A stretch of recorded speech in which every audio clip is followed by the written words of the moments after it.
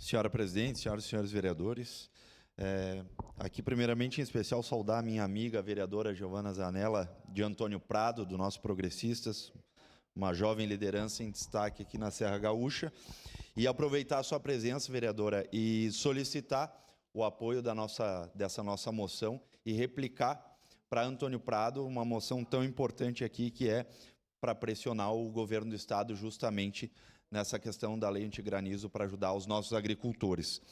Então, obviamente, aqui nós já falamos na tribuna sobre o tema, votaremos favorável para conseguir contemplar e auxiliar cada vez mais os nossos agricultores, como eu falei anteriormente, não somente isso, mas toda a parte econômica e todas as famílias que foram e são acometidas por essas adversidades climáticas. Seria isso, presidente, voto sim.